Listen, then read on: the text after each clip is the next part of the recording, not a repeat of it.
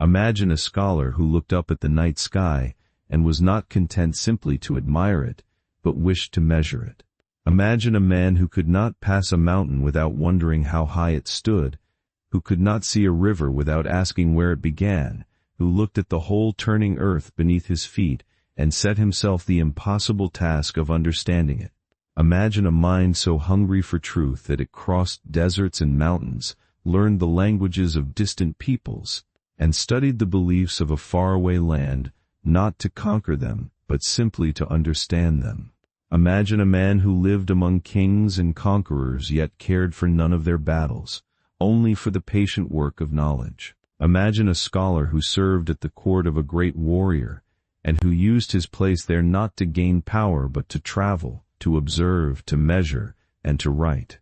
Imagine someone who looked at a world full of war and ambition and chose, instead, to spend his life answering quiet questions. How far is it to the stars? How large is the earth? What do distant people truly believe when you set aside what others say about them and simply ask? This is the story of such a man.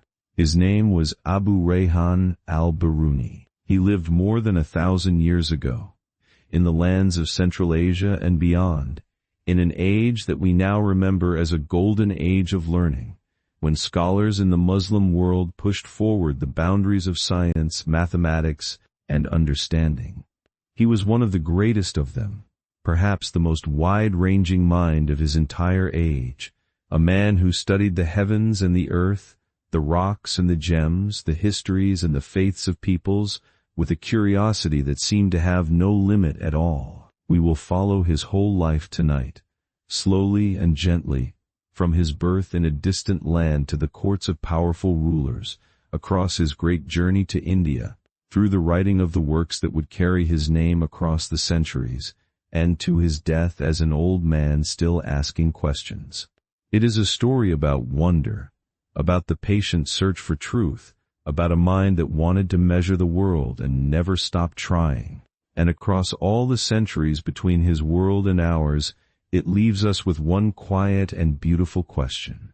What might a single human life understand if it gave itself fully and humbly to the work of understanding? So settle in and let your mind grow calm. There is no hurry here. We have a long and peaceful journey ahead, through a distant world and a single remarkable life. You do not need to remember every name or every date. You only need to rest, and to listen, and to let this old story carry you gently towards sleep. Wherever you are, however tired you feel, you are welcome here.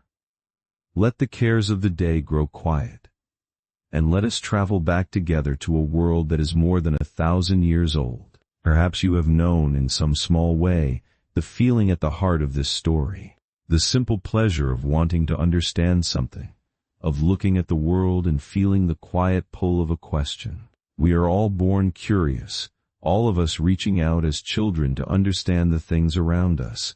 In most of us that curiosity is slowly worn down by the cares of life.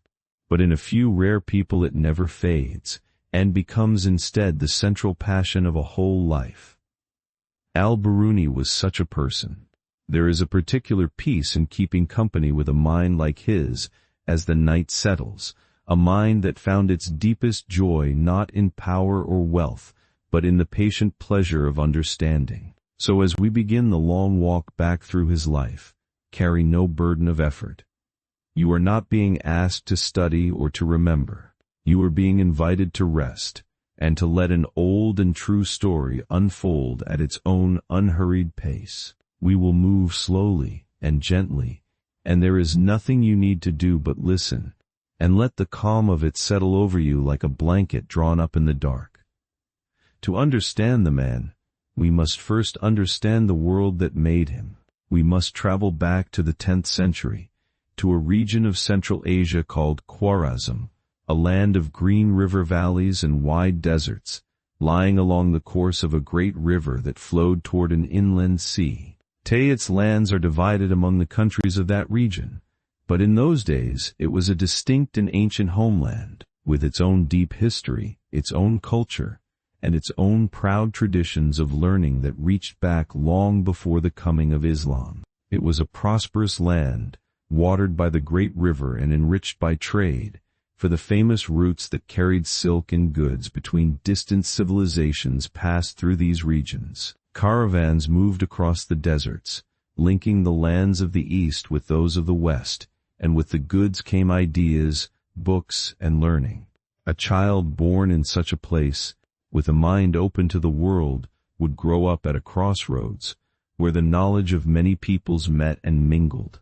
And this was a remarkable moment in the life of the wider Muslim world, a time we now look back on as a golden age of learning. In the great cities of the age, scholars were gathering, translating, and building upon the knowledge of the ancient world, the mathematics and astronomy of the Greeks, the learning of Persia and India, weaving it together with their own discoveries into something new and powerful.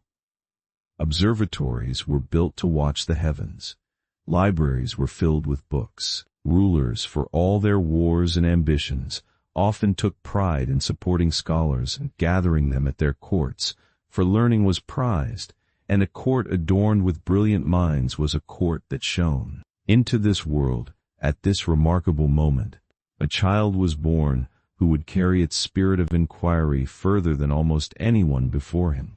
He would grow up amid this love of knowledge, absorb it, and make it the whole purpose of his life. And he would live, as we shall see, through times of great upheaval, of conquests, and the rise and fall of rulers, carried along by the turning of the political world. But through all of it, amid every change of fortune, one thing in him would remain constant: the quiet, unquenchable desire to understand. So let us leave the wide world behind now, and turn toward a single town in that distant land, where the story of one of history's greatest minds quietly began. Let us linger a while longer in that remarkable world, for the more clearly we see it, the better we understand the mind it produced. The age into which Al-Biruni was born is often called a golden age of learning, and the name is well deserved. For a span of centuries, across the lands of the Muslim world, there flourished a passion for knowledge so intense and so productive that it transformed the intellectual life of humanity. It was an age when the pursuit of understanding was honored, supported, and pursued with extraordinary energy. Consider what was happening in those centuries. The learning of the ancient world, the mathematics of the Greeks, the astronomy of many peoples, the medicine and philosophy of antiquity had been gathered, translated, studied, and preserved. But the scholars of this age did not merely preserve what they inherited. They built upon it, corrected it, and pushed it forward. In mathematics, they developed new fields and new methods. In astronomy, they built observatories and made careful observations that refined and corrected the work of their predecessors. In medicine, in chemistry, in geography, in countless fields, they advanced human understanding, often by insisting, as Al-Biruni would insist, on careful observation and testing rather than mere acceptance of old authorities. What made this flourishing possible was, in part, the support of rulers and the wealth of a vast and connected world. The great trade routes that crossed these lands carried not only goods but knowledge, books, and ideas, linking distant civilizations and allowing learning to flow and mingle. Cities grew rich and great, and in them rose libraries, schools, and centers of study. Rulers, whatever their other concerns, often took pride in supporting scholars, for a court adorned with brilliant minds was a source of prestige and glory. And so, despite the wars and upheavals that also marked the age, there were places and times where learning could flourish, where a gifted mind could find the support and the resources it needed to do great work. Into this world Al-Biruni was born, and it shaped him profoundly. He inherited a vast tradition of learning, the accumulated knowledge of many peoples and many centuries, and he was trained to value it, to master it, and to build upon it. He absorbed the spirit of careful inquiry that animated the best of the scholars of his age. and he was given, at various points in his life, the support of rulers that allowed him to pursue his work. He was, in a sense, a perfect product of his golden age, embodying its spirit of inquiry more fully than almost anyone, and carrying it to heights that even that remarkable age rarely reached. But we should not imagine that this was an easy world or a peaceful one. It was an age of constant political turmoil, of rising and falling kingdoms, of wars and conquests, and the violent ambitions of rulers. The same courts that supported learning were often the courts of conquerors, and a scholar's security could vanish overnight with the fall of a patron or the rise of a new power. Al-Biruni lived through much of this turmoil, was swept up in it, carried from place to place by forces he could not control. And yet, through all of it, the work of understanding went on. This is one of the quiet wonders of that age, and of his life within it, that amid so much violence and instability, the patient labor of knowledge continued, and minds like his produced works that would outlast every kingdom of their time. There is a lesson in this that reaches beyond his particular age. The pursuit of understanding is a fragile thing, easily disrupted by the violence and chaos of the world. And yet it is also, in another sense, remarkably durable. Kingdoms rise and fall, conquerors come and go, but a true discovery, once made, endures. The measurements Al-Biruni made, the understanding he reached, the books he wrote, outlasted the rulers he served, and the wars he witnessed. The warriors of his age are remembered now, if at all, mostly as names. The patient scholar who measured the earth is remembered for what he understood. There is a quiet justice in that, and a quiet encouragement, for anyone who believes that understanding matters more than power. The town was called Kath, in the land of Khwarazm, and it was here, in the year 973, that Abu Rayhan al-Biruni was born. We know the year with unusual confidence, for he was the kind of man who recorded such things carefully, even about himself. But of his earliest years we know very little. He came, it seems, from modest circumstances, and the details of his childhood are mostly lost to us. What we can say is that he was born into that learned and prosperous land at the height of its golden age, and that from very early on, his mind reached out toward knowledge with an intensity that would define his entire life. He spent the first 25 years of his life in his homeland of Khwarazm, and in those years he laid the foundations of his vast learning.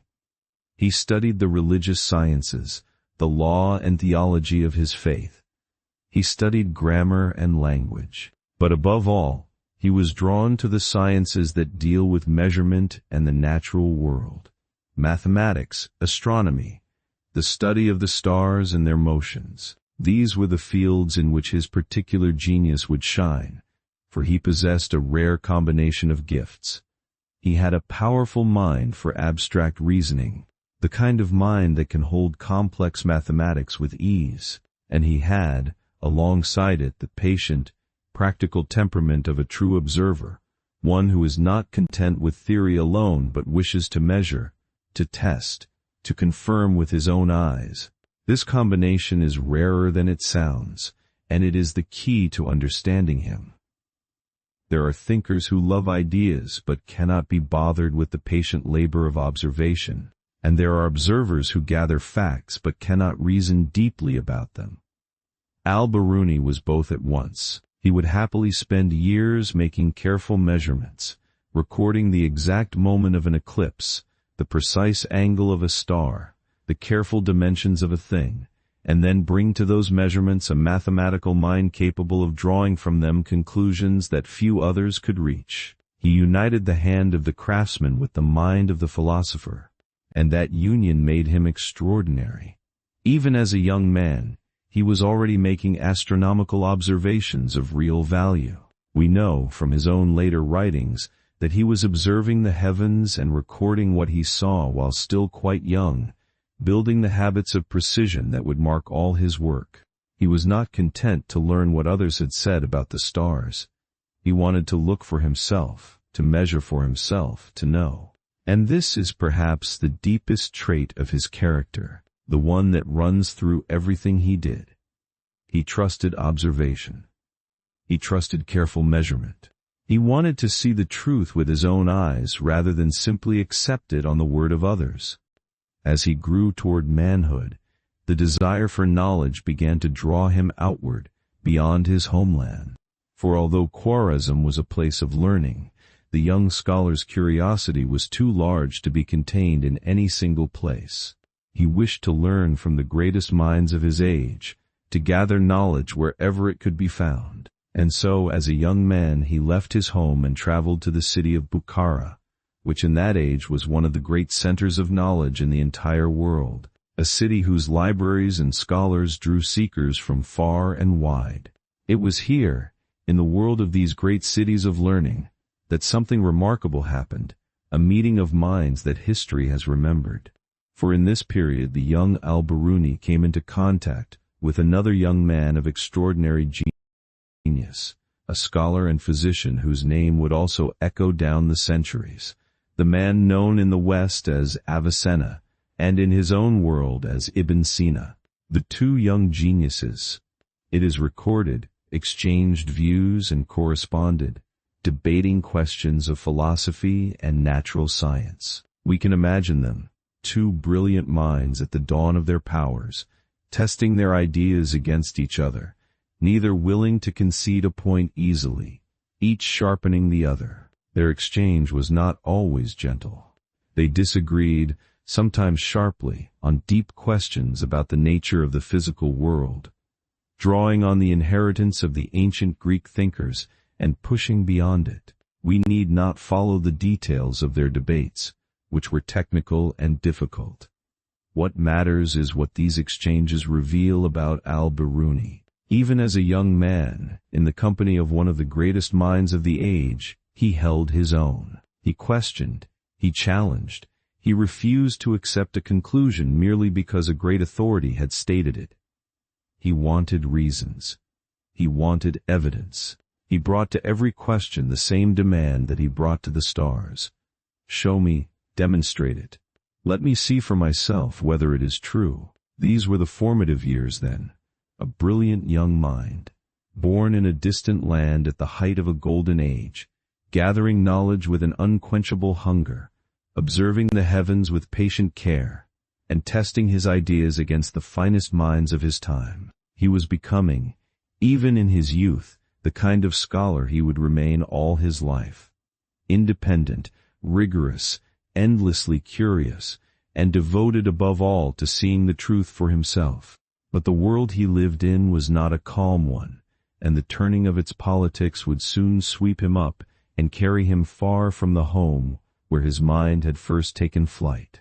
There is a tenderness in imagining those early years, and it is worth dwelling on them, for the roots of a life often hold the secret of its shape. We know less about Al-Biruni's childhood than we might wish, for the records of such things were not carefully kept in that age, and he himself, modest about his own person though precise about everything else, left little account of his beginnings. But we know enough to see the outline of how a remarkable mind was formed. He was born in or near the town of Kath, in the land of Khwarazm, in the year 973. The very name by which he is known, Al-Biruni, is thought to mean something like the one from the outskirts, or the outsider, perhaps a reference to his having come from the outer districts rather than the heart of the city. There is something fitting in that name, for he would spend his life as a kind of outsider in the best sense, a man who stood a little apart, observing carefully, never quite belonging to any court or faction, his deepest loyalty always to understanding rather than to any place or power. From his earliest years, it seems, his mind was drawn to questions of measurement and observation, the world around him, the changing seasons, the movement of the sun and stars, the calendars by which different peoples reckoned their years. All of these seem to have struck him not merely as facts to be accepted, but as puzzles to be understood. Why did the seasons come when they did? How could one know the exact length of a year? How did the different nations of the world measure time? and which of their methods was most accurate? These were the questions that a curious child in that land might begin to ask, and Al-Biruni asked them with a persistence that would never leave him. He was fortunate, as a young man, in his teacher. He came under the guidance of a scholar named Abu Nasr Mansur, a member of the local ruling family and a gifted mathematician and astronomer in his own right. This was a great gift, for a brilliant young mind needs a teacher who can recognize and nurture its gifts, who can open doors to knowledge and guide the first steps of serious study. Abu Nasr Mansur did this for Al-Biruni, teaching him mathematics and astronomy, sharing with him the learning of the age, and treating him not merely as a pupil, but, in time, as a colleague and collaborator. The bond between them lasted for many years, and the two would work together, and be carried by the turns of fortune to the same distant courts, across much of their lives. Under such guidance, the young Al-Biruni advanced quickly. He mastered the mathematics of his age, the geometry inherited from the Greeks, the calculation methods drawn from India and Persia, the astronomy that allowed scholars to chart the heavens and predict the movements of the sun and moon and planets. But he did not merely learn these things from books. From early on, he showed the trait that would define him. He wanted to observe and measure for himself, to test what he was told against what he could see. He began, while still young, to make astronomical observations, to build or use instruments, to gather his own data about the heavens and the earth. There is an account that even as a young man, before he had reached the age of 25, he was already making careful observations and working on serious scientific problems. He observed the heavens, recorded the positions of stars, studied the methods by which the size and shape of the earth might be determined. He was, in other words, already a working scientist while still very young, not merely absorbing the knowledge of the past, but adding to it through his own patient observation. This is rare at any age, and rarer still in one so young. It speaks of a mind that was not content to receive, but burned to discover. We should be careful, in admiring all this, not to turn him into a figure of cold calculation, for that would miss something essential about him. The accounts suggest a man of deep and genuine wonder, who found real joy in understanding, who delighted in the beauty and order of the world he studied. His was not the dry precision of a mere calculator, but the living curiosity of a mind in love with truth. He measured the world not to master it but to marvel at it, and the marveling and the measuring were, for him, the same act. To know a thing exactly was, to Al-Biruni, to appreciate it fully, and there is a kind of reverence in that, a sense that the world is worthy of the most careful attention we can give it. So the foundations were laid, in those early years in Khwarazm.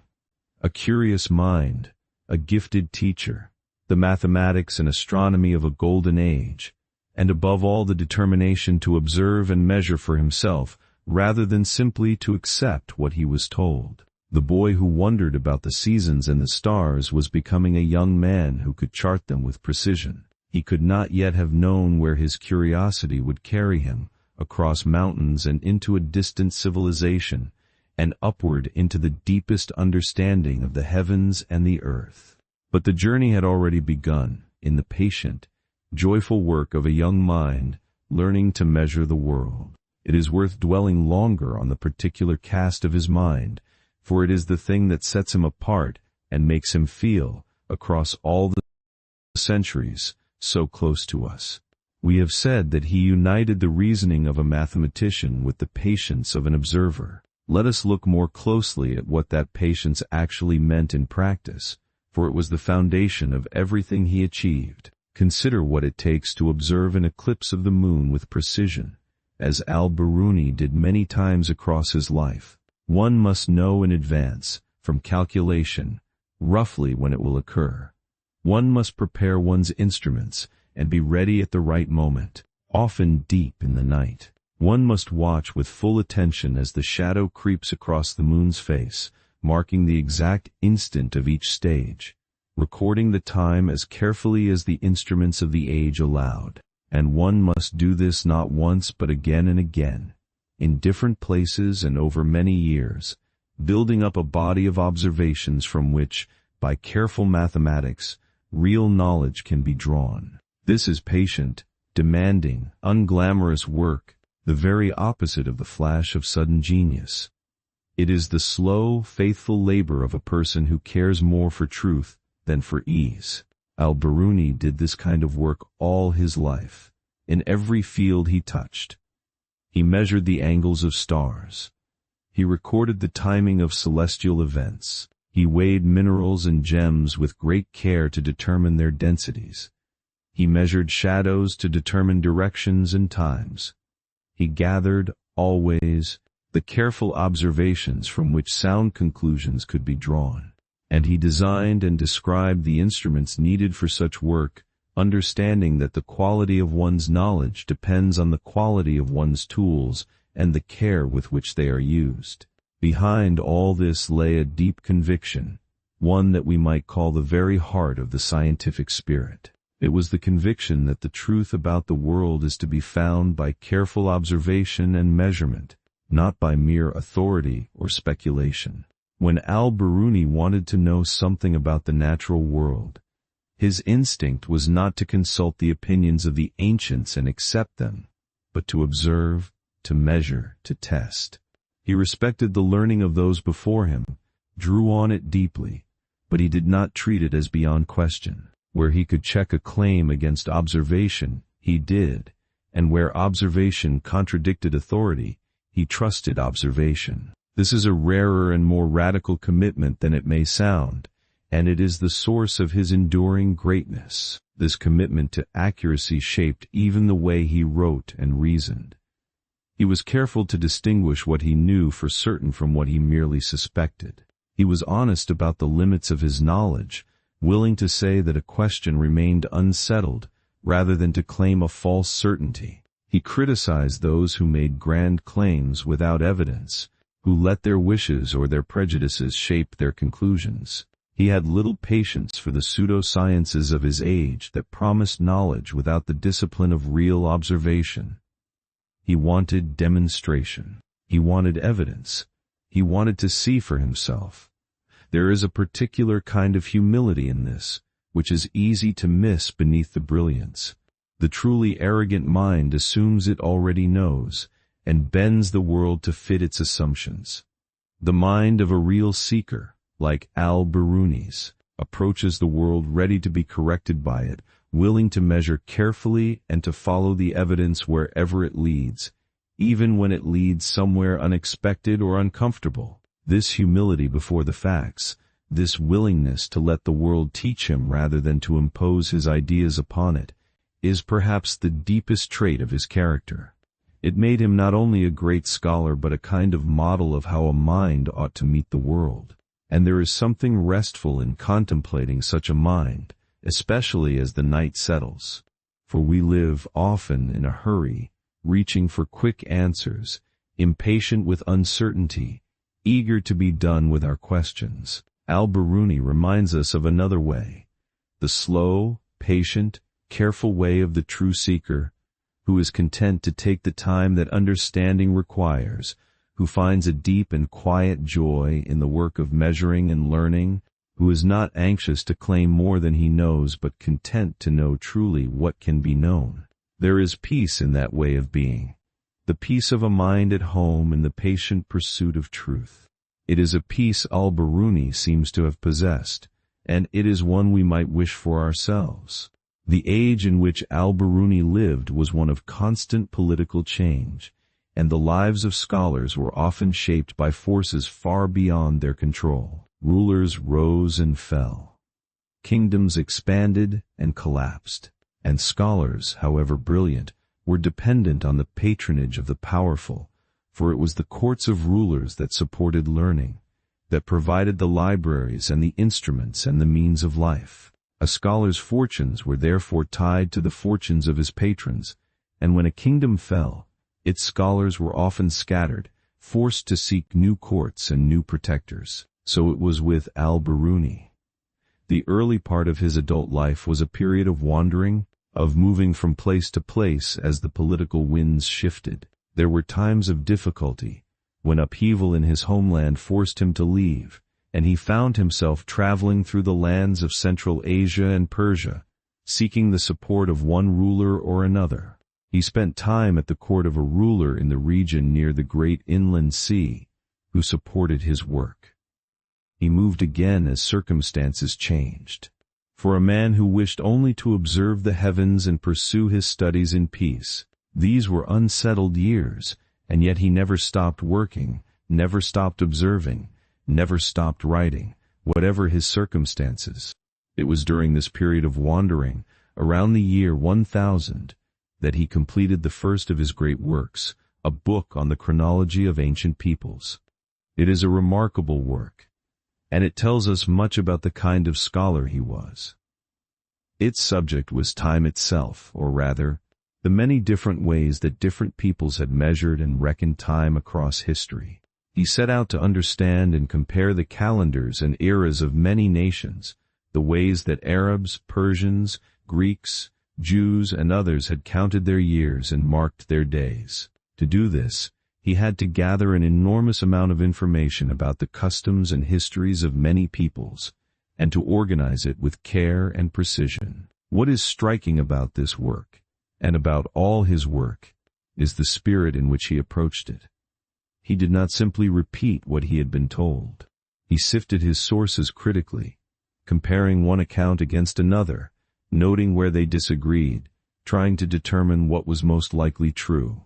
He brought to the study of history the same rigor he brought to the study of the stars, and he showed, even in this early work, a remarkable openness to the ways of peoples different from himself, a willingness to understand them on their own terms rather than to judge them by his own. This openness, rare in any age, would become one of the defining marks of his greatness. Throughout these years, whatever upheavals surrounded him, he continued his true life's work, the patient measurement of the world. He observed eclipses of the moon, recording the exact moments with care, for such observations, made from different places, could be used to determine the differences in longitude between those places, a problem of real difficulty and importance. He studied the motions of the stars and planets. He worked on problems of mathematics and astronomy that had occupied scholars for centuries, and he pushed them forward. He designed and described instruments for observation and measurement. Everywhere he went, in every circumstance, he was measuring, recording, calculating, building up the vast store of careful observation on which his later works would rest. It is worth pausing to appreciate the sheer range of his curiosity, for it was almost without limit. He was an astronomer, mapping the heavens. He was a mathematician, working on difficult problems of geometry and calculation. He was a geographer, concerned with the shape and size of the earth and the positions of places upon it. He was interested in minerals and gems, in their properties and their weights. He was interested in the history and customs of peoples. He was interested in medicine, in the properties of plants and drugs. There was almost no field of knowledge that did not draw his attention, and to each he brought the same careful, measuring, questioning mind.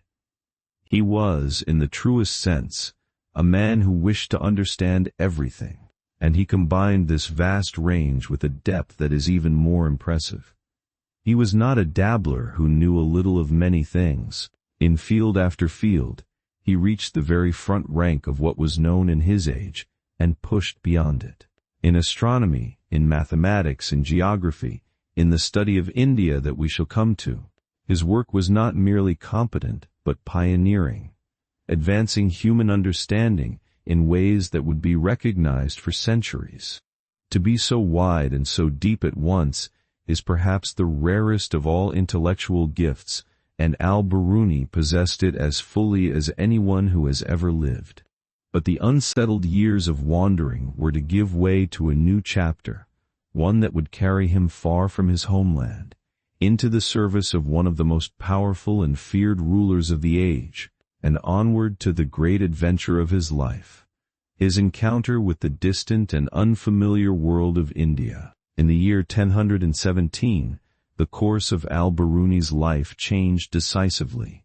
A powerful ruler, Mahmud of Ghazni, whose growing empire was centered on the city of Ghazni in the lands we now call Afghanistan, extended his power over the regions where Al-Biruni lived. In the way of that age, when a ruler conquered a territory, its scholars were often gathered up and brought to his capital to adorn his court and add to his prestige. And so Al-Biruni, along with other scholars, was taken to Ghazni, into the orbit of one of the most formidable rulers of his time. We must be careful and honest here, for this was a complicated situation, and we will not pretend otherwise. Mahmud was a conqueror, a warrior king whose campaigns reached into the lands of India, and those campaigns were often violent, as the conquests of that age generally were. Al-Biruni found himself attached to this court, dependent on this ruler's patronage, carried along in the train of a powerful man whose purposes were very different from his own. It was not a relationship he had chosen freely, and by some accounts the relationship between the scholar and the warrior king was not always an easy or a warm one. Yet it was the situation in which he found himself, and being the man he was, he made of it something extraordinary. For it was through his attachment to this court, and his presence in the train of Mahmud's expeditions toward India, that Al-Biruni gained the opportunity that would lead to the greatest work of his life. He found himself, for a period of years, in contact with the land of India and its people, its scholars and its books, and where another man might have seen only a foreign land to be plundered, or a strange people to be dismissed, Al-Biruni saw something else entirely. A whole civilization, ancient and deep, with its own sciences, its own philosophies, its own ways of understanding the world, waiting to be understood. And so he set himself a task that almost no one of his background had ever attempted with such seriousness. He decided to understand India, truly to understand it, from the inside. This was no small undertaking. The learning of India was written in Sanskrit, a language utterly different from his own, and so he set himself to learn it, patiently, as a grown man, with all the difficulty that learning a complex new language entails. He sought out Indian scholars and texts. He studied their mathematics and astronomy, their philosophy and religion, their customs and their literature. He immersed himself in a world that most of his contemporaries regarded as merely foreign, and he did so with the patient, open, measuring mind that he brought to everything. What is most remarkable about this is the spirit in which he did it. He was a devout man, firm in his own faith, living in the train of a ruler whose campaigns against India were often framed in religious terms. It would have been easy, and expected, for him to approach the beliefs of India with hostility or contempt. He did not. Instead, he approached them with a determination to understand them accurately and fairly, to describe what the people of India actually believed, in their own terms, setting aside the distortions and misunderstandings that had grown up around them. He wished to clear away the errors that others had spread, and to present the truth, whatever it might be.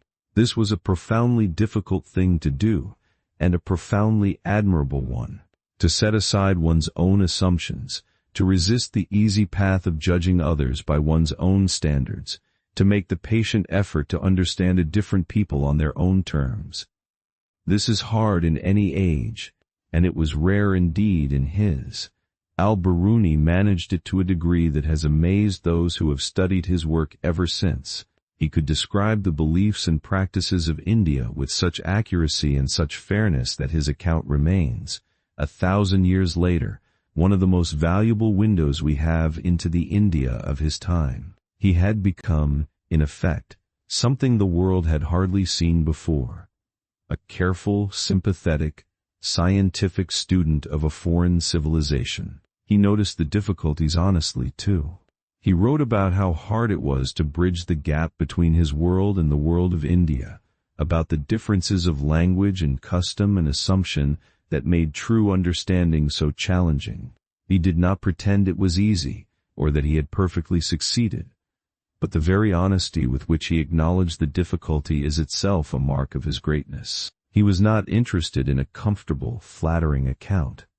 He was interested in the truth, even when the truth was complicated and hard to reach. Out of all this patient labor came the great work on India, a book in which he set down what he had learned of its sciences, its philosophies, its religion, and its customs. It was unlike anything that had been written before, and it secured his place not only as a great scientist, but as one of the first true students of human cultures, a pioneer of the patient, fair-minded understanding of peoples different from oneself. In an age of conquest, he had performed an act of understanding. In a train of warriors, he had been a man of peace and curiosity, and he had shown, for all time, what a truly open mind could achieve. There is one more aspect of his life that deserves our attention, for it reveals the quiet strength of his character, and it is the matter of how he lived amid the powerful men who were his patrons and, in a sense, his masters. Al-Biruni did not live as a free and independent scholar, choosing his own path in peace.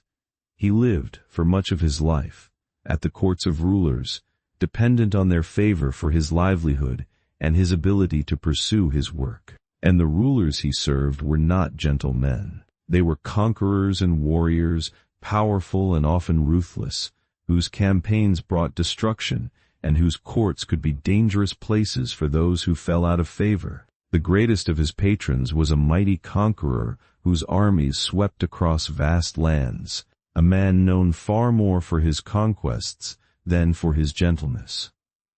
To live and work in the shadow of such power was no easy thing. We can only imagine the position Al-Biruni found himself in, a man of peace and learning, whose deepest desire was simply to understand the world, bound by circumstance to the court of a warrior, carried along by campaigns of conquest, dependent for his very survival on the favor of a powerful and dangerous master.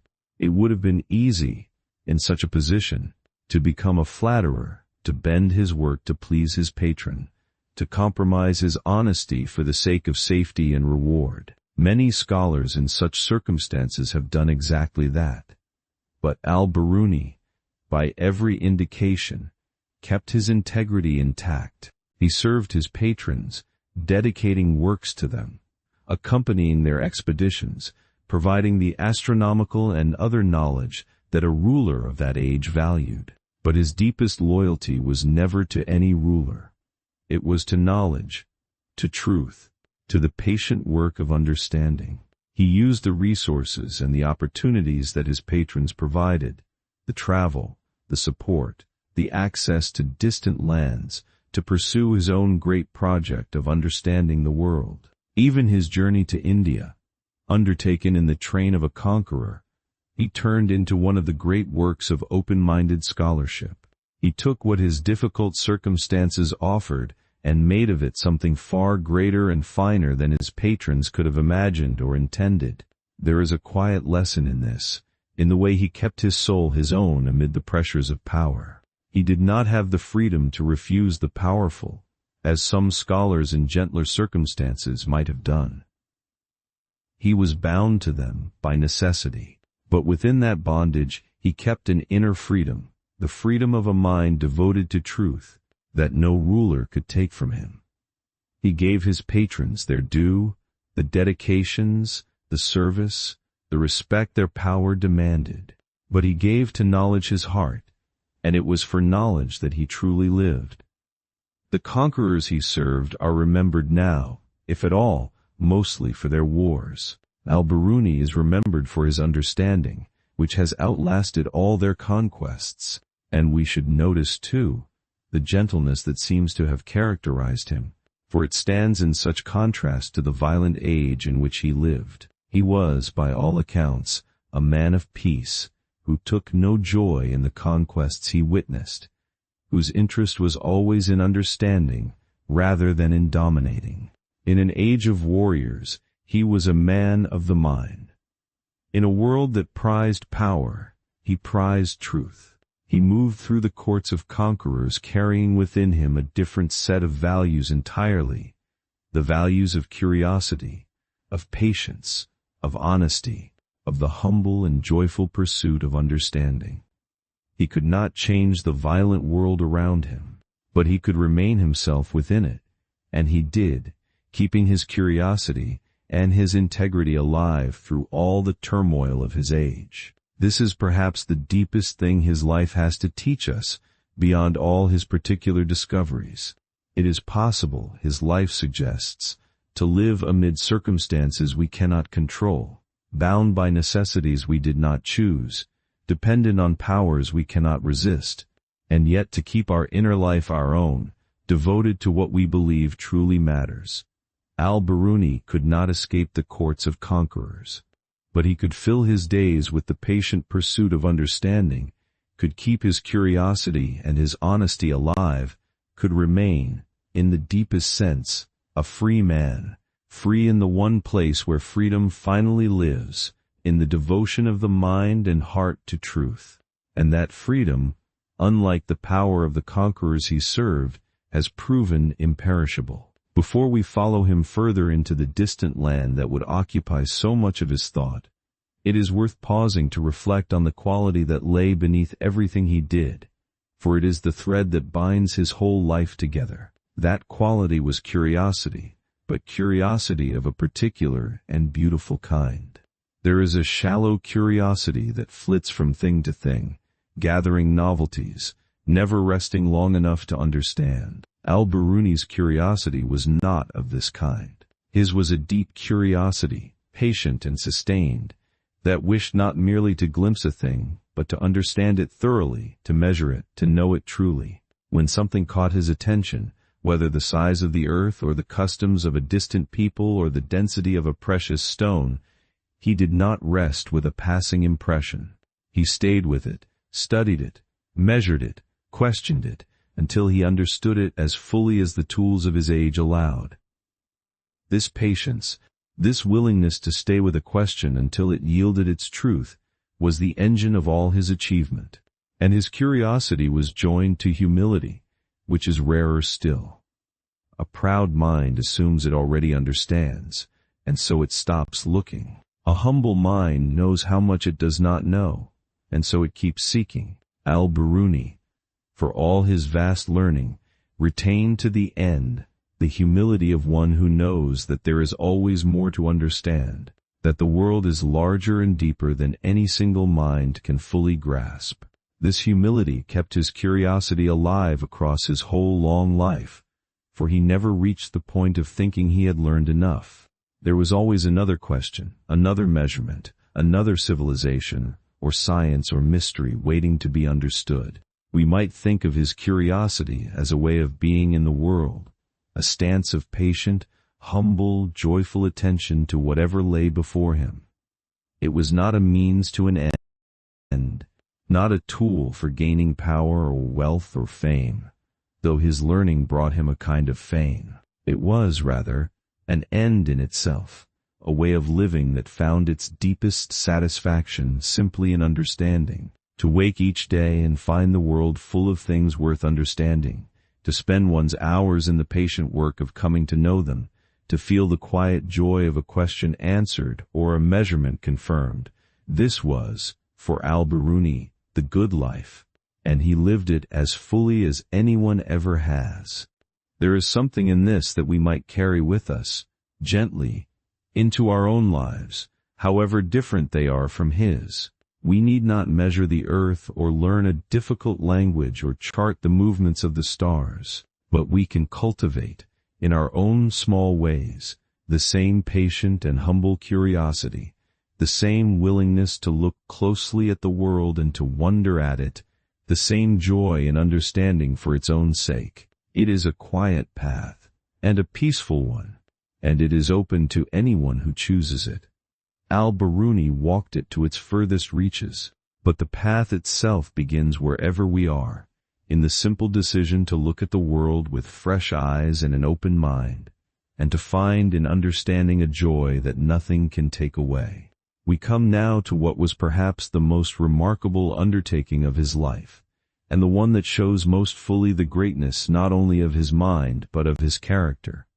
His encounter with the civilization of India. It deserves a slow and careful telling, for there is nothing else quite like it in the scholarship of his age, and it speaks to something deeply admirable in the man. The circumstances that brought him to India were not of his own choosing. He had been carried to the court of a powerful ruler, a conqueror whose campaigns reached into the lands of northern India, and Al-Biruni, as a scholar attached to that court, accompanied these expeditions and spent time in the Indian lands over a number of years. He was, in a sense, brought there by conquest, in the train of an army, a circumstance that might have filled a lesser man with contempt for the conquered people or indifference to their ways.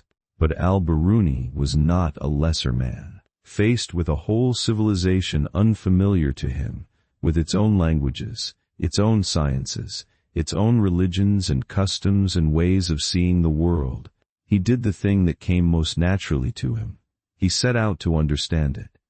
This was no small task, and the way he went about it reveals everything. He did not rely on hearsay or on the prejudiced reports of others. He went to the source. He learned the language, the Sanskrit in which the learning of India was recorded, a difficult and sophisticated tongue, so that he could read the Indian texts for himself and speak with Indian scholars directly. He studied their mathematics and their astronomy, their philosophy and their religion, their customs and their literature. He sought out learned men among them and questioned them patiently, seeking to understand their ideas as they themselves understood them, rather than as an outsider might misrepresent them. And he brought to this study a quality that was extraordinarily rare in his age, and is rare enough in any age, a genuine openness, a willingness to understand a foreign people on their own terms, without scorn, and without the assumption that his own ways were necessarily superior. He noted the differences between his own civilization and that of India honestly, including the real barriers of language and custom and mutual suspicion that divided them. But he did not let those differences harden into contempt. He approached the Indians as a scholar seeking truth, not as a conqueror or a partisan, and he tried, as far as a human being can, to see their world as they saw it. The result of all this was a great book on India, one of the most remarkable works of its kind ever written. In it he described the sciences, the religion, the philosophy, the customs, and the social order of India, with a care and a fairness that astonish us still. He explained Indian ideas accurately and sympathetically, even when they differed sharply from his own beliefs. He compared Indian sciences with those of the Greeks and the Muslims, noting where they agreed and where they differed. He sought always to represent the Indians fairly, to let their own ideas speak, to understand rather than to judge. The book stands, 1,000 years later, as a founding work in the study of one civilization by a member of another, and Al-Biruni is remembered for it as a pioneer of the careful, respectful study of foreign cultures. It is worth pausing to feel how unusual this was. In an age of conquest and of sharp divisions between peoples and faiths, here was a man who crossed those divisions in the only way that truly matters, the way of patient understanding. He could have despised the people whose lands his patron's armies had entered. He could have dismissed their learning as inferior, their religion as mere error, their customs as barbarism, as so many in such circumstances have done throughout history. Instead, he learned their language, read their books, sat with their scholars, and tried with all his considerable powers to understand them truly. That is a rare and beautiful thing, and it flowed from the same source as all the rest of his work. The conviction that understanding is better than ignorance, that truth is worth seeking wherever it may be found, and that the proper response to what we do not know is not fear or scorn but patient, humble study. There is a lesson in this that reaches far beyond the particulars of his life, and that speaks with quiet force to our own age. We live, still, in a world divided by suspicion and misunderstanding between peoples, where it remains all too easy to fear or despise those whose ways are different from our own. Al-Biruni shows us another path, the path of seeking genuinely to understand. He shows that it is possible to encounter a wholly unfamiliar world, even in difficult circumstances, even brought there by conquest, and to respond not with contempt but with curiosity, not with judgment but with the desire to understand. It is a hard path, requiring patience and humility, and the laying aside of easy prejudices, but it is the only path that leads to real knowledge of one another, and Al-Biruni walked it more fully than almost anyone of his time. And in this, perhaps more than in any of his measurements or calculations, we see the true greatness of the man. For it is one thing to measure the size of the earth, brilliant as that achievement is. It is another, and in some ways a greater thing, to measure a foreign civilization with the same honesty and care, to set aside one's own assumptions, and try to see another people truly. Al-Biruni did both, with the same patient, humble, truth-seeking mind. He measured the earth and the heavens, and he measured, with equal fairness, the distance between two civilizations, and tried to bridge it with understanding. That is a kind of greatness that the world has always needed, and needs still. The great work on India deserves a closer look, for it is perhaps the most extraordinary achievement of his life, and the one that speaks most powerfully to our own age. To understand why, we must appreciate just how unusual it was in his time or in almost any time for a person to do what he did. Place yourself in his situation. He was a Muslim scholar, firm in his own faith, attached to the court of a ruler whose armies were campaigning against the lands of India, campaigns often understood and justified in terms of religious difference and conquest. The ordinary attitude toward the people of India, among those around him, would have ranged from indifference to hostility to contempt. They were the foreign other, the people of a strange and alien religion, the targets of conquest. Almost no one in such a position would have thought it worthwhile to understand them deeply, fairly, on their own terms. And yet this is exactly what Al-Biruni set out to do. He began by recognizing the obstacles honestly. He understood that the people of India and the people of his own world were separated by enormous gulfs of language, of custom, of belief, of basic assumptions about the world. He knew that these gulfs bred misunderstanding, that each side held distorted ideas about the other, that the truth was buried beneath layers of ignorance and prejudice. And he set himself to dig through all of that, patiently, to reach the truth beneath. He would not be content with the second-hand reports and the comfortable distortions that satisfied others. He would learn the language, read the texts, speak with the scholars, and find out what the people of India actually believed and knew. So he learned Sanskrit, the language of Indian learning, as a grown man, with all the labor that involves. He immersed himself in Indian texts on mathematics and astronomy, finding in them much to admire, for the Indian scholars had made real achievements in these fields. He studied their philosophy and their religion, working to understand their concepts accurately, even when those concepts were utterly foreign to his own ways of thinking. He took care to represent their beliefs as they themselves would recognize them, rather than as a hostile outsider might caricature them. He was, in effect, trying to build a true bridge of understanding across one of the great cultural divides of his age. What is most moving about this is the fairness of it, the determination to be just to a people he might easily have dismissed. He did not pretend that he agreed with everything he found, for he was a man of his own firm convictions, but he was determined to understand before he judged, to describe accurately before he evaluated, to give the people of India the basic respect of trying to understand them as they understood themselves. He criticized the distortions that others had spread. He tried to clear away the fog of misunderstanding and let the truth appear. In an age of conquest and contempt, this was an act of remarkable intellectual and moral courage. We should not romanticize it beyond what is true. He was a man of his time, with his own assumptions and his own faith, and his understanding was not perfect, as no understanding ever is.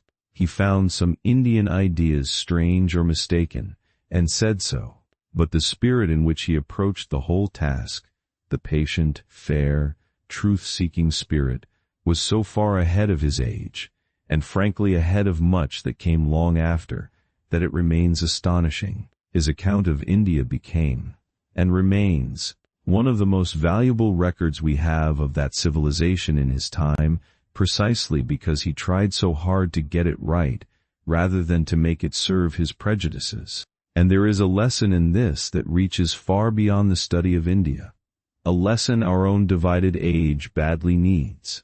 Al-Biruni shows us what it looks like to approach those who are different from us, not with hostility or contempt, not with the lazy comfort of our inherited assumptions, but with the patient determination to understand. He shows us that it is possible, even amid conflict, even when everything around us pushes toward division, to make the effort of true understanding, to learn the language of the stranger, and to listen to what they actually say. It is hard. He found it hard. But he shows us that it can be done, and that the doing of it is among the highest things a human mind can achieve.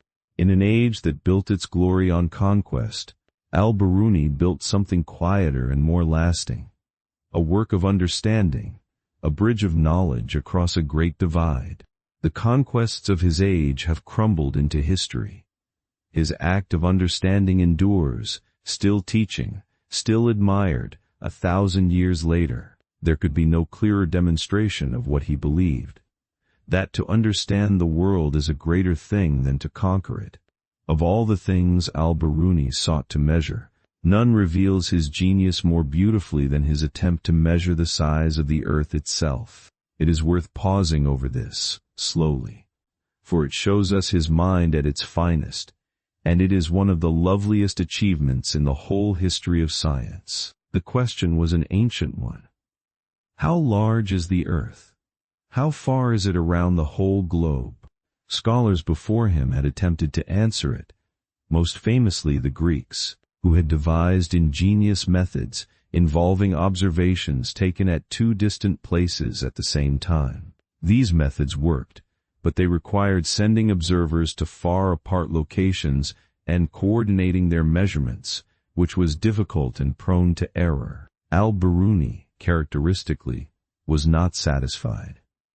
He wanted a better way, a method that a single observer could carry out from a single place. And he found one, a method of remarkable elegance. The idea was this: if you climb to the top of a tall mountain of known height and look out toward the horizon, the line of your sight to the horizon dips slightly below the true horizontal. The taller the mountain, the more it dips. And the amount of that dip depends by the geometry of the circle on the size of the earth. If you can measure the height of the mountain, and measure precisely the angle by which your line of sight to the horizon dips below the horizontal, then with the geometry of triangles and circles you can calculate the radius of the entire earth, all from a single mountaintop, without ever leaving your spot. This was a brilliant insight, and Al-Biruni carried it out. He found a suitable mountain in the lands of India where he traveled in his later years. He measured its height with care, using the methods of his age. He climbed to its summit and measured, with a precision instrument, the exact angle of the dip to the horizon, an angle so small that measuring it at all was a considerable feat. And then he applied the geometry, working through the calculation to arrive at a figure for the size of the earth. Think, for a moment, of what that means.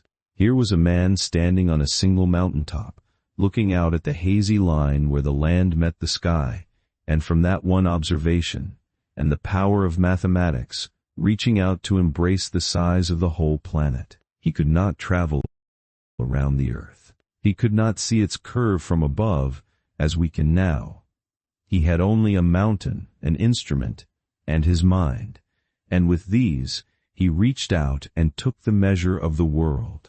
There is something almost breathtaking in the ambition of it, and in the humility too, for it rested entirely on careful observation and honest calculation, with no boasting and no shortcuts, and his result was remarkably good.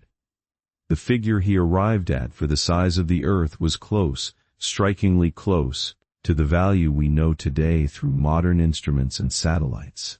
Given the tools available to him 1,000 years ago, with no telescopes, no modern measuring devices, nothing but the geometry of the Greeks and his own ingenuity and care, the accuracy he achieved is astonishing. It stands as one of the great demonstrations of what the human mind can accomplish through patient observation and rigorous reasoning alone.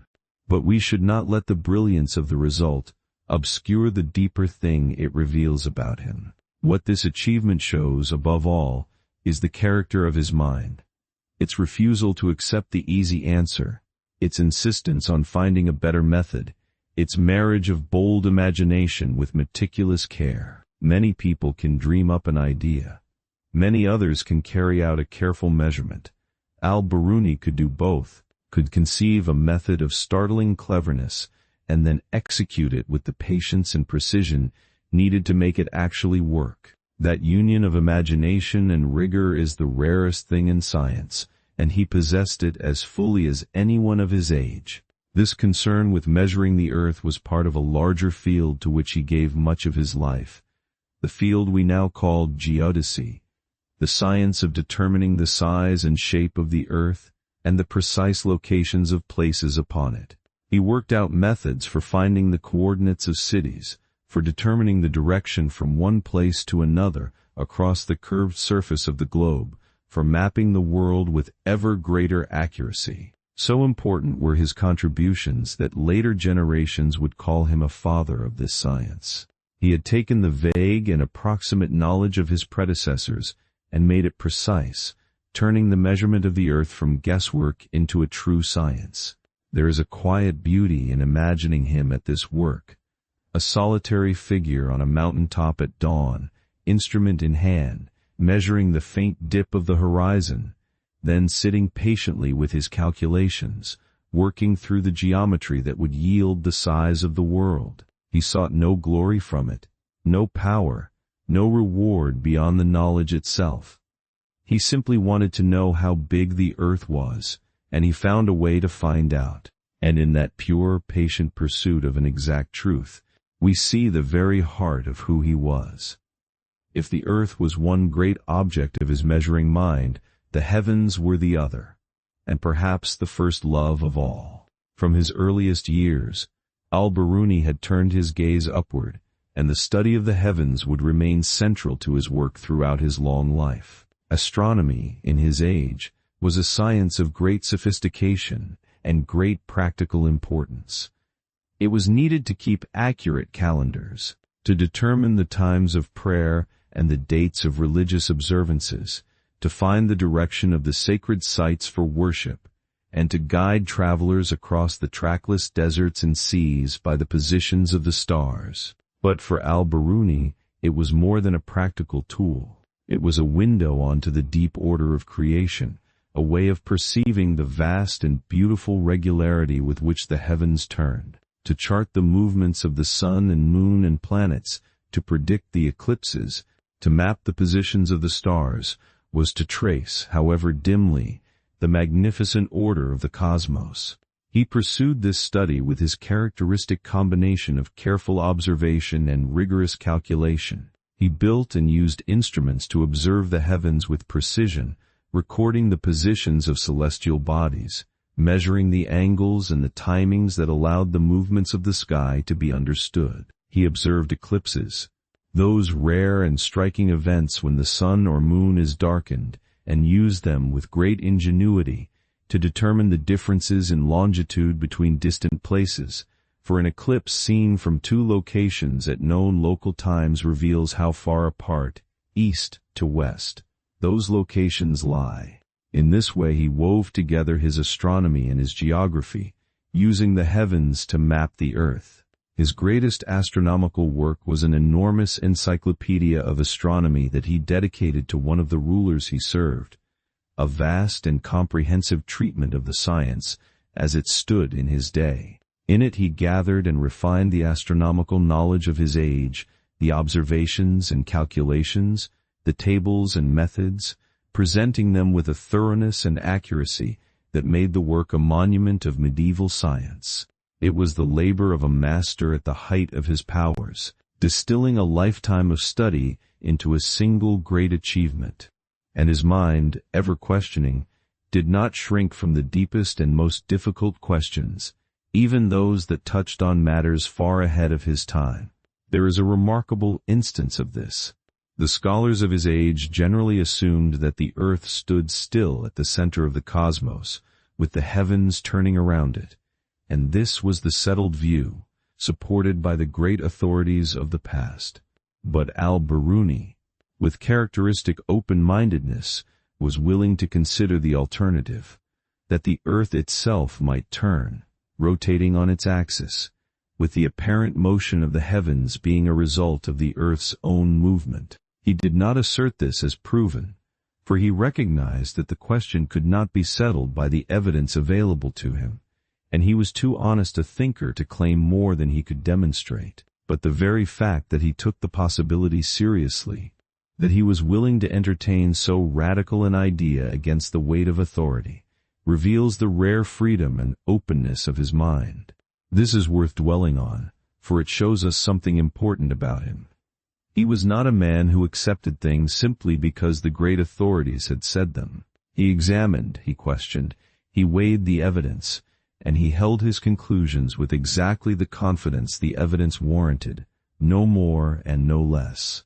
Where the evidence was clear, he spoke clearly. Where it was uncertain, he acknowledged the uncertainty, and was willing to leave a question open rather than to claim a false certainty. This intellectual honesty, this refusal either to accept authority blindly or to overstate his own conclusions, is one of the marks of a truly scientific mind, and Al-Biruni possessed it to a degree that was rare in any age. We should feel, too, the wonder that lay beneath all this careful work. For a man who spent so many nights observing the heavens, charting the slow and stately movements of the stars and planets, there must have been, beneath the calculation, a profound sense of awe. To watch the heavens turn, night after night, in their vast and perfect order, and to begin to understand the patterns of their movement, is to feel something of the grandeur of the cosmos and the smallness and the privilege of the mind that can comprehend it. Al-Biruni measured the heavens with precision, but we should not imagine that the precision crowded out the wonder. Rather, the precision deepened the wonder, for the more exactly he understood the order of the skies, the more magnificent that order revealed itself to be. There is a great peace in imagining him at this work, on the clear nights of that far eastern land, or the warm nights of India, his instruments arranged, his eyes on the slow wheel of the stars, patiently recording what he saw. He was, in those moments, doing what he loved most, and what he was made for, looking closely at the order of creation, and trying, with all the care and honesty he could muster, to understand it. The heavens turned above him, as they had for ages before him, and would for ages after, and he watched, and measured, and marveled, a single human mind reaching out toward the stars. It would be a mistake to think of Al-Biruni only as an astronomer and a geographer, remarkable as he was in those fields, for the range of his curiosity was almost without limit. He worked in so many fields that we can only gesture at the breadth of them, and in each he brought the same patient, measuring, truth-seeking mind. He studied the minerals and gems of the earth with the same care he gave to the stars. He devised a method for measuring the density of different substances with great precision, weighing them against water to determine how heavy they were for their size. And his measurements of the densities of various metals and precious stones were astonishingly accurate, close to the values we determine today with modern instruments.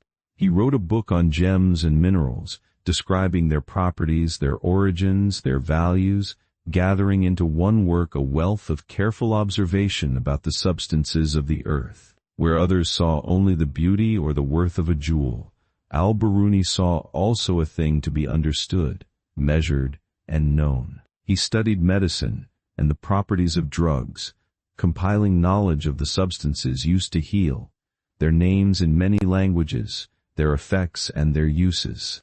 He wrote on pharmacology, on the medicines drawn from plants and minerals, gathering the medical knowledge of many traditions and recording it with care. His interest here, as everywhere, was comprehensive and exact. He wanted to know what was truly known, to gather it, to record it accurately, so that it would not be lost and could be built upon by those who came after.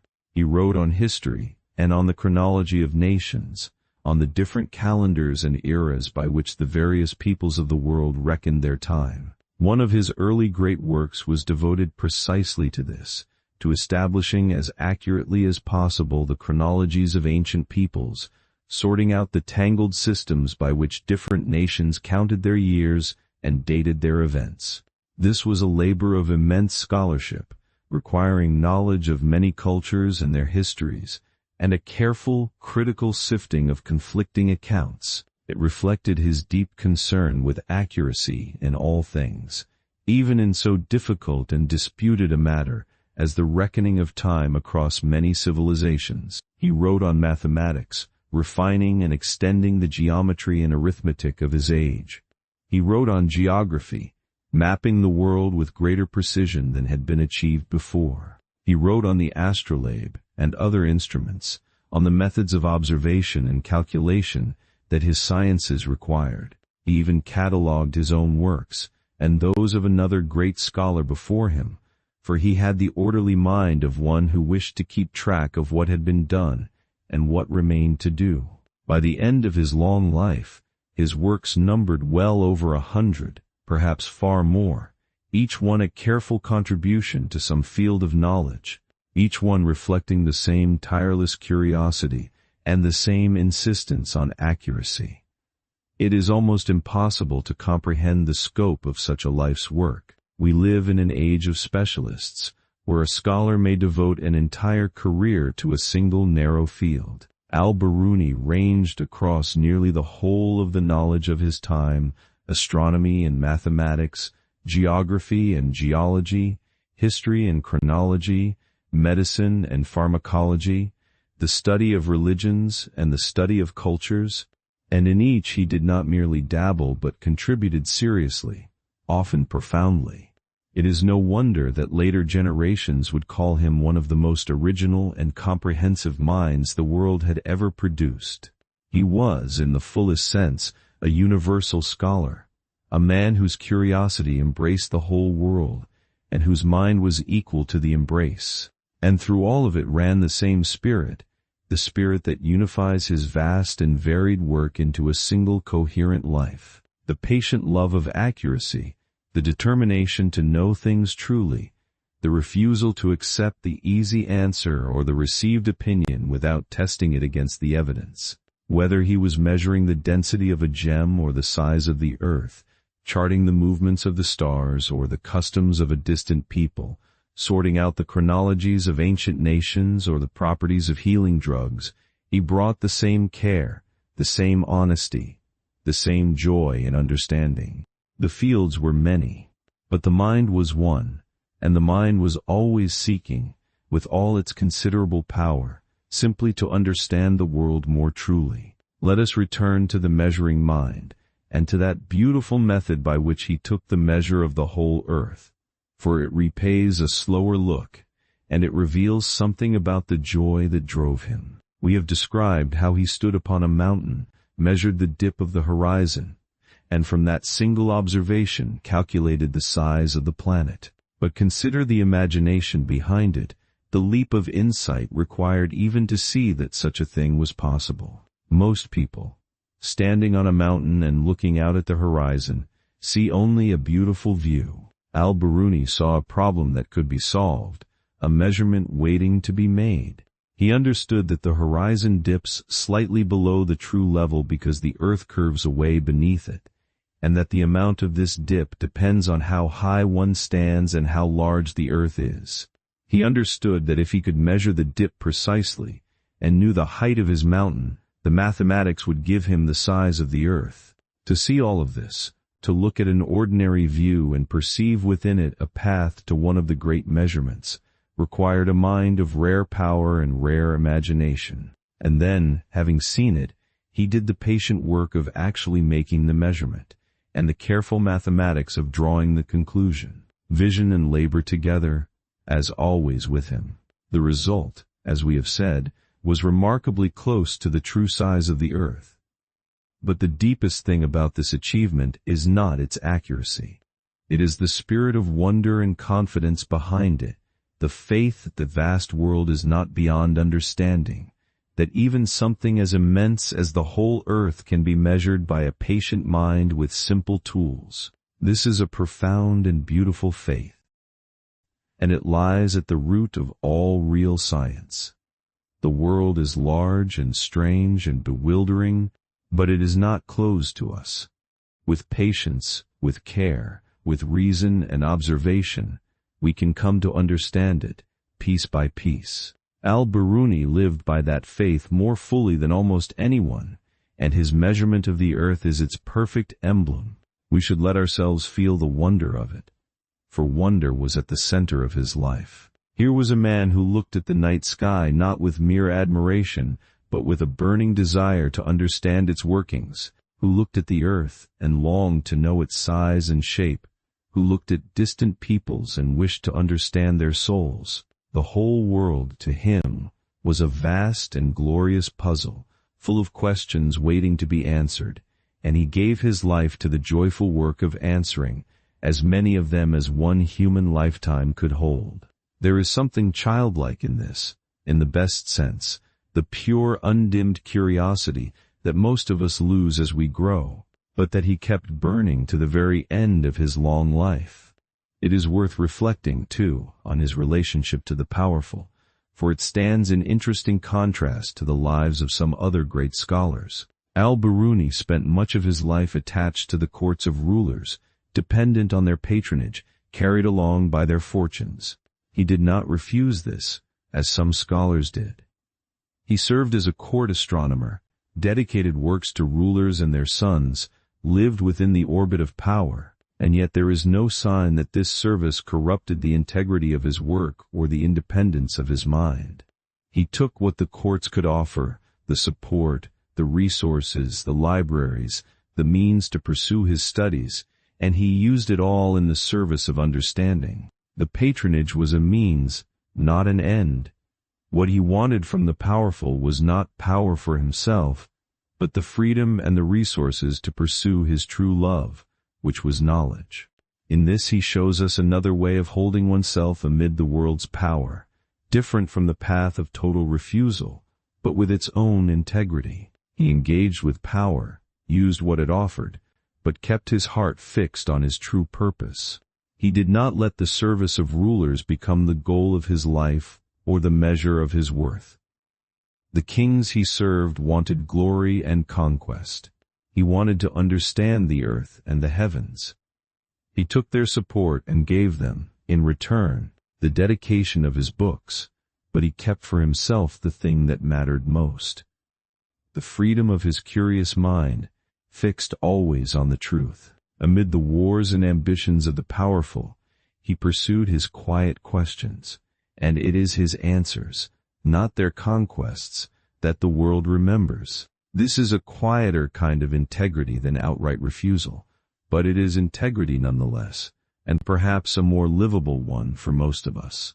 We cannot all withdraw from the world. Most of us must make our way within it, dependent in various ways on powers and institutions we do not control. Al-Biruni shows us that it is possible to do this without losing oneself, to take what the world offers, and yet keep one's heart fixed on what truly matters, to serve where one must and yet remain, in the deepest sense, free. He lived among the powerful and kept his soul his own, devoted to the end to the patient, joyful, humble work of understanding. The work on India was only one of the great achievements of his later years, for this was the most productive period of his life, when the patient observations and studies of decades came to fruition in a series of masterworks. Settled, at last, for a longer stretch in one place, supported by the court even amid its wars, he poured out the accumulated learning of a lifetime into books that would carry his name down the centuries.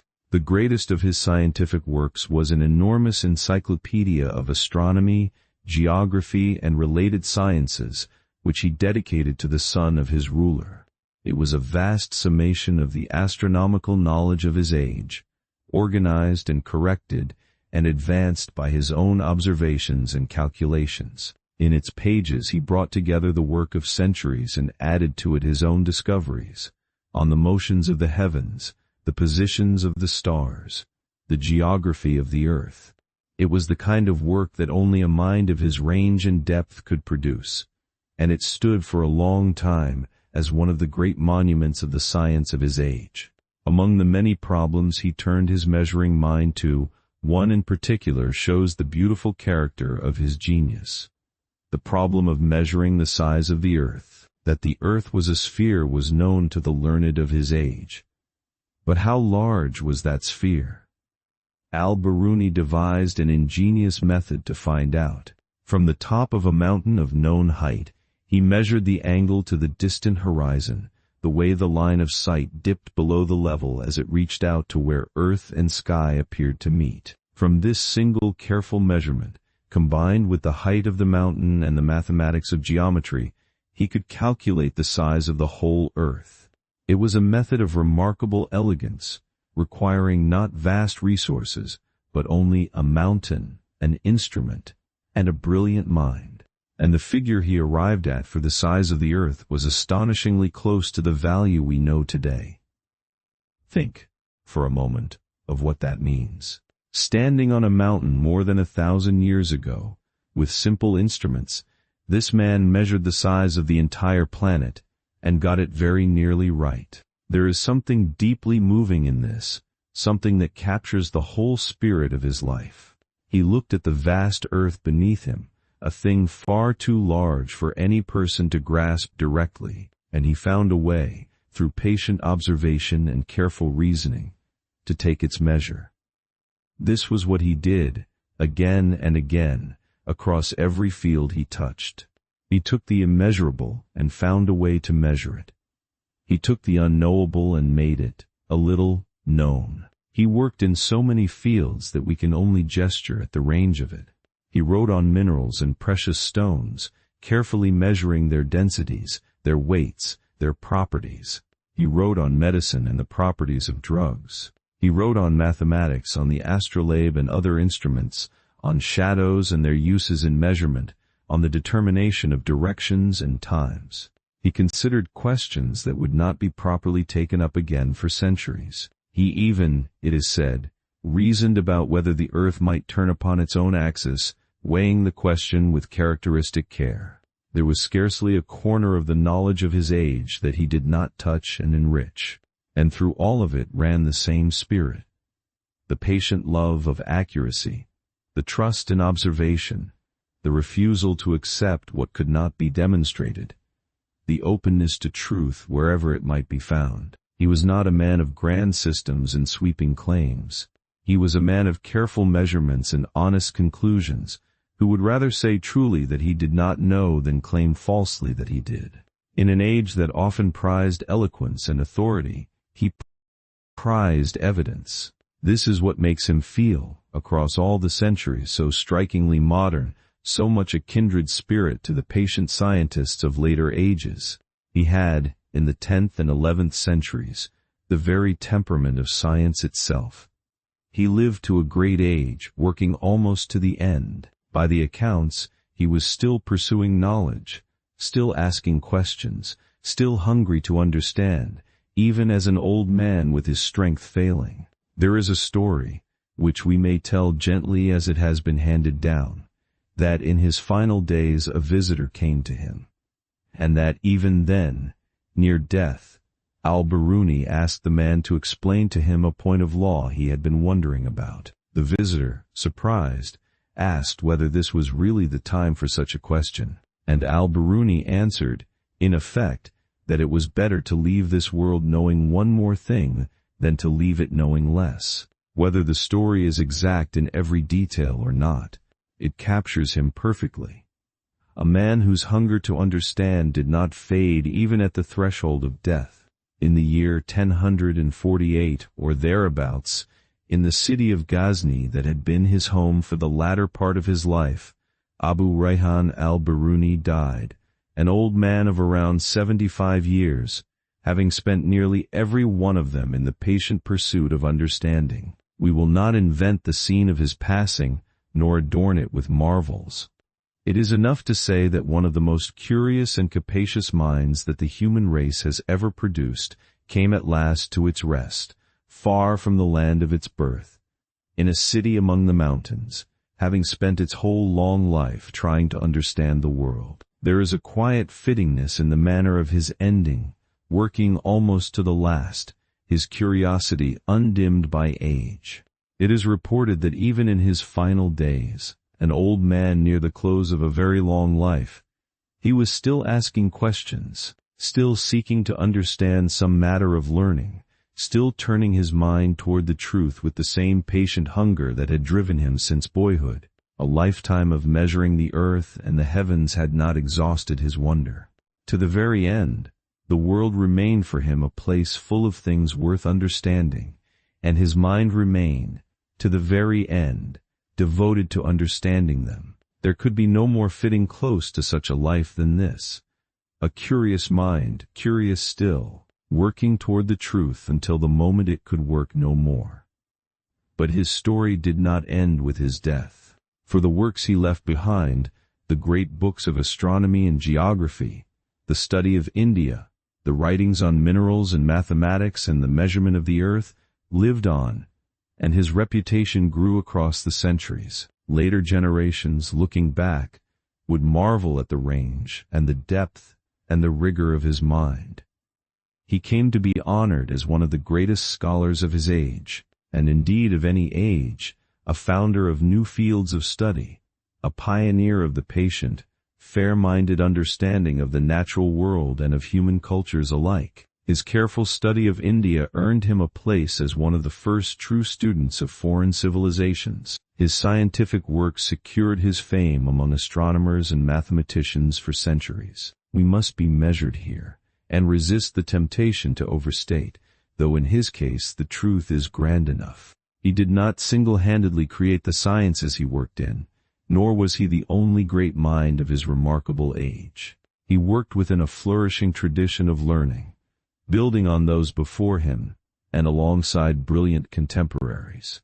But it is fair and accurate to say that he stands among the greatest and most wide-ranging minds of the entire golden age of learning. A man whose curiosity knew almost no bounds, and whose commitment to accuracy and fairness set a standard that still commands admiration 1,000 years later. And here we return, at the last, to the thing that makes his life endure most of all.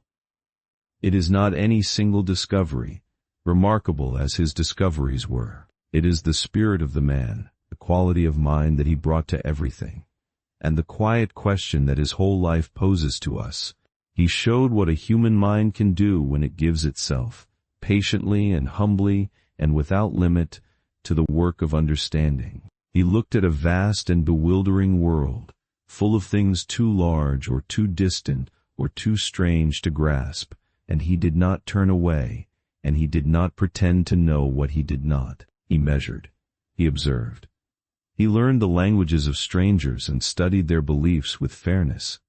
He took the immeasurable world, piece by patient piece, and made a little more of it known. Let us dwell a while longer on the quality of mind that made Al-Biruni so remarkable, for it is worth understanding deeply, and it has much to teach us. We have spoken of his curiosity, his rigor, his openness, but beneath all these lay something even more fundamental. A profound respect for truth, a determination to know things as they actually were, rather than as he might wish them to be, or as authority might declare them. This respect for truth was the deepest principle of his work, and it shaped everything he did. Consider how rare and how difficult this is. The human mind is naturally inclined to believe what is comfortable, what is convenient, what flatters our existing beliefs and desires. We are inclined to accept what the authorities around us declare, to go along with the consensus of our time and place, to avoid the discomfort of questioning what everyone takes for granted.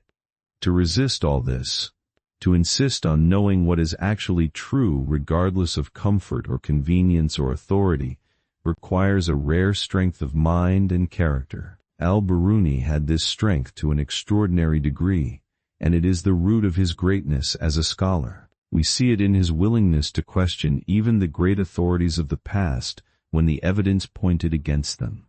The scholars of his age held the ancient masters in enormous reverence, and rightly so, for they had inherited much from them. But Al-Biruni did not let this reverence become a barrier to truth. Where his own observations and calculations contradicted the received wisdom, he followed the evidence, not the authority. This was not arrogance, for he was deeply humble about the limits of his own knowledge. It was simply his unwavering commitment to truth, which would not let him affirm what the evidence did not support, however venerable the source. We see it, too, in his scrupulous honesty about the limits of his own knowledge, his willingness to say plainly when something was uncertain or unknown. We have noted how he treated the question of whether the earth turns, taking the possibility seriously but refusing to claim more than the evidence allowed. This honesty about uncertainty is one of the rarest and most valuable qualities of a thinker, for the temptation to claim more certainty than we possess is powerful, and most people succumb to it. Al-Biruni resisted it, holding his conclusions with exactly the confidence the evidence warranted, neither more nor less. This is the mark of a truly scientific mind, and it set him apart from many of even the most learned of his contemporaries. And we see it in his approach to the civilization of India, where his respect for truth overcame the barriers of difference and prejudice. He wanted to know what the Indians actually believed and knew, not what others said about them, not what his own assumptions might suggest. So he went to the sources, learned the language, studied the texts, questioned the scholars, and sought to represent their ideas accurately and fairly. His respect for truth was stronger than the natural human tendency to dismiss or distort what is unfamiliar, and it produced a work of understanding across cultures that was centuries ahead of its time. The deep integrity runs through all this, an integrity of the mind that is closely related to integrity of character. The willingness to know the truth regardless of comfort or convenience, to follow the evidence rather than authority or desire, to be honest about the limits of one's knowledge, to seek to understand others accurately rather than to distort them. All of these are expressions of a fundamental honesty, a refusal to deceive oneself or others about what is real. Al-Biruni possessed this honesty to a remarkable degree, and it made him not only a great scholar but a person of deep intellectual integrity, whose example in this regard is as valuable as any of his particular discoveries. We might reflect on how much our own age needs this kind of intellectual integrity, this respect for truth over comfort and convenience and authority. We live in a time awash with information and with claims of every kind, much of it shaped not by the desire for truth, but by the desire to persuade, to flatter, to sell, to win. And we are all tempted constantly to believe what is comfortable, to accept what flatters our existing views, to follow the consensus of our group without examining it. Al-Biruni's example calls us to something higher, to the patient, honest, courageous pursuit of truth, regardless of where it leads, regardless of comfort or convenience or the pressure of authority. It is a difficult calling, but a vital one, and his life shows us its nobility. Let us turn now to consider more closely the wonder that lay beneath his scientific work, for it is easy to think of science as a cold and unfeeling thing, and Al-Biruni's life shows us otherwise. For all his rigor and precision, his work was animated, from beginning to end, by a profound and steady sense of wonder, a delight in the beauty and order of the world he studied. The precision and the wonder were not opposed in him but united, each deepening the other. Consider what it meant for him to measure the size of the earth from a mountaintop, or to chart the movements of the heavens, or to determine the precise densities of the substances of the world. These were acts of rigorous calculation, demanding the utmost precision. But they were also acts of wonder, expressions of a deep delight in the order and the beauty of creation. To discover that the earth could be measured, that its size could be known through the geometry of a mountain and a horizon, was not merely a technical achievement, but a revelation of the marvelous orderliness of the world, the way it yielded its secrets to the patient and the careful mind. And in that revelation there was wonder, the wonder of a mind discovering the deep order of things. This is a vision of science that we would do well to recover, for it is easy in our age to think of science merely as a tool, a means of control and manipulation, drained of wonder. But for Al-Biruni, and for the greatest scientific minds of every age, science was, above all, a way of marveling at the world, of discovering and appreciating its beauty and order. The measuring and the marveling were one. To know the world precisely was to appreciate it more deeply, to see more clearly the wonder of its design. Al-Biruni measured the earth and the heavens not to master them, but to marvel at them, and his precision was in the service of his wonder. A deep spiritual dimension lives in this, which we should not overlook. For to marvel at the order and beauty of the world, to be filled with wonder at its design, is, for a person of faith, to be drawn toward the source of that order and beauty, toward the Creator whose wisdom the world reflects. Al-Biruni's scientific work was, in this sense, a form of devotion, a way of contemplating the wisdom of God as revealed in the order of creation. The more precisely he understood the world, the more deeply he could marvel at the wisdom that had designed it. His science and his faith were not at odds but united, the one feeding the other, his study of the world a way of drawing near to its maker. We can imagine the quiet joy of such a life, the deep satisfaction of a mind given to the wondering study of the world. There is a particular kind of happiness that comes from understanding, from the moment when something previously obscure becomes clear, when a pattern is discerned, a measurement confirmed, a mystery solved. Al-Biruni must have known this happiness countless times across his long life of study, the quiet joy of discovery, of understanding deepened, of wonder satisfied, and yet renewed. It is one of the purest of human joys, available to anyone who gives themselves to the patient study of the world, and Al-Biruni knew it as fully as anyone ever has. And there is, in this, an invitation to us as well, an invitation to recover something of his wondering attention to the world. We need not be scientists, need not measure the earth or chart the stars, but we can cultivate, in our own way, the wondering attention that animated his life, the habit of looking closely at the world and marveling at it, of finding in the patient understanding of things a deep and quiet joy. The world is as full of wonder now as it was in his day, as full of beauty and order waiting to be discovered and appreciated. And the capacity for wonder is in us still, waiting to be awakened. Al-Biruni's life invites us to awaken it, to look at the world with fresh eyes, with curiosity and wonder, and to find in that looking a joy that nothing can take away. A loneliness often runs through the life of a truly original mind, and it is worth pausing to feel this aspect of Al-Biruni's experience, for it adds a poignant human dimension to the picture of the great scholar. To see further than others, to question what others take for granted, to pursue truth into regions where few can follow, is to be, in a certain sense, alone. The original mind walks ahead of its companions, and the path it treads is often solitary. Al-Biruni was such a mind, perhaps too far ahead of his age to be fully understood by it. His openness to ideas that others found strange, his willingness to consider possibilities that ran against the consensus, his deep engagement with a foreign civilization that most of his contemporaries dismissed, all of these set him apart, marked him as different, as one who saw and thought beyond the ordinary horizons of his time. And such difference, while it is the source of great achievement, is also the source of a certain isolation, for it is hard to be fully understood by those who do not share one's vision.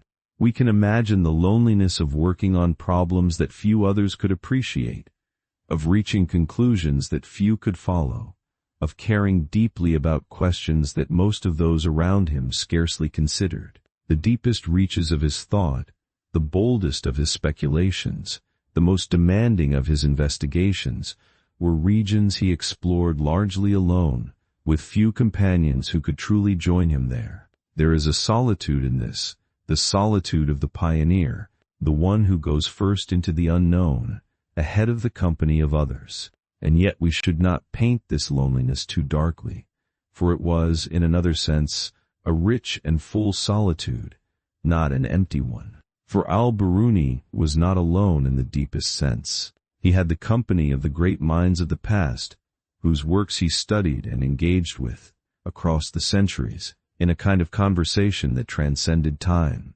He had the company of the world itself, the heavens and the earth he studied, which yielded their secrets to his patient attention, and in whose order and beauty he found endless delight. And he had, above all, the company of the truth he sought, and of the God whose wisdom that truth reflected. His was a solitude filled with these presences, a solitude that was, in its way, profoundly companioned. A lesson waits in this for anyone who has felt the loneliness of being different, of seeing or caring about things that others do not, of walking a path that few around them understand. Al-Biruni's life shows that such loneliness, real as it is, need not be barren, that it can be a rich and fruitful solitude, companioned by the truth one seeks and the work one loves.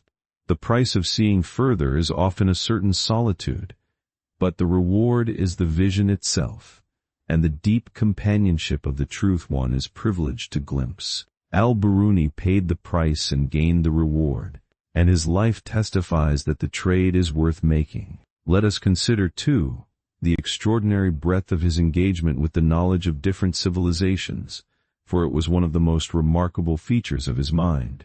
He did not confine himself to the learning of his own tradition, vast as that was. He reached out to the knowledge of the Greeks, whose mathematics and astronomy he studied and built upon. He reached out to the knowledge of the Indians, learning their language and studying their sciences and philosophy. He drew on the inheritance of the Persians and the Babylonians and others. He was, in the truest sense, a citizen of the whole world of learning, drawing on the knowledge of many civilizations and weaving it together in his own comprehensive understanding. This breadth was itself an expression of his respect for truth, his recognition that truth is not the possession of any single people or tradition, but is to be found wherever the patient mind seeks it. He did not assume that his own civilization had a monopoly on knowledge, nor dismiss the learning of others as inferior. He sought truth wherever it could be found, in whatever tradition, and he honored it wherever he found it. This is a deeply admirable quality, and a rare one in any age, the willingness to learn from all, to honor truth regardless of its source, to recognize that the pursuit of understanding is a common human enterprise transcending the boundaries of culture and creed. A particular relevance lives in this for our own divided world, where the boundaries between peoples and cultures are so often marked by suspicion and hostility, where the knowledge and wisdom of other traditions are so often dismissed or ignored. Al-Biruni's example calls us to something better, to a recognition that truth and wisdom are to be found in many traditions, that we have much to learn from those different from ourselves, that the pursuit of understanding can be a bridge between peoples rather than a barrier. He built such bridges in his own life, reaching across the divisions of his age to learn from those his contemporaries dismissed, and his example invites us to build such bridges in our own time. We should reflect, as well, on what it means that his works have endured, that the patient labor of this solitary, original, truth-seeking mind has continued to benefit humanity across nearly 1,000 years. For the measurements he made, the observations he recorded, the understanding he achieved, did not die with him. They entered the common store of human knowledge, were built upon by those who came after, contributed to the great ongoing enterprise of understanding the world. The lonely pioneer's discoveries became the shared possession of humanity, his solitary vision a gift to all who came after. This is the deepest vindication of a life like his, that its fruits endure and benefit others long after the one who labored has passed away. Al-Biruni sought truth for its own sake, asking no reward but the understanding itself. But the understanding he achieved became a gift to humanity, a contribution to the common human project of comprehending the world that has lasted across the centuries. The solitary scholar, working alone on problems few could appreciate, was in fact working for all of us, adding to the knowledge that is humanity's common inheritance. His loneliness was, in the end, a kind of service, his solitary labor a gift to the whole human family. And so we come to see his life whole, in all its dimensions. The boundless curiosity, the rigorous precision, the profound wonder, the deep respect for truth, the openness across cultures, the courage to question and to think freely, the loneliness of the original mind, and the enduring gift of his work to humanity. It is a life of remarkable richness and integrity, given wholly to the understanding of the world, and it stands across the centuries as one of the great examples of what the human mind can achieve when it gives itself, with patience and humility and wonder, to the pursuit of truth. It is worth dwelling, as we approach the close of his story, on the sheer patience that his life's work required. For patience is perhaps the least celebrated of the virtues, and yet it was essential to everything he achieved. We tend to celebrate brilliance, the flash of insight, the moment of discovery, but behind every great achievement of understanding lies something less glamorous and more demanding. The patient, sustained labor of years, the willingness to work slowly and carefully toward a distant goal. Consider what patience Al-Biruni's work demanded. To gather the observations needed to chart the heavens required watching, night after night, year after year, recording the slow movements of the stars and planets. To master the language and learning of India required years of patient study, the slow acquisition of a difficult tongue, the careful reading of countless texts. To compose his great works required the sustained labor of years, the patient assembling of vast bodies of knowledge into coherent wholes. None of this could be hurried. All of it required the patient, steady devotion of a mind willing to work slowly toward distant ends. This patience is itself a kind of wisdom, a recognition that the deepest things cannot be rushed, that real understanding ripens slowly, through sustained attention over time. Our age is impatient, wanting quick results, instant answers, immediate gratification. But the greatest achievements of the mind have always required patience, the willingness to labor long and steadily toward goals that recede into the distant future. Al-Biruni had this patience in abundance, and it was as essential to his achievement as his brilliance. Indeed, his brilliance would have come to little without the patience to develop and apply it over a lifetime of steady work. A lesson waits here for us, in our impatient age. The things most worth doing, most worth understanding, most worth achieving, usually cannot be rushed. They require the patient labor of time, the willingness to work steadily toward distant goals, to defer gratification, to persist through the long stretches where progress is slow and the goal seems far away. Al-Biruni's life is a model of such patience, of the steady, sustained devotion that over time accomplishes great things.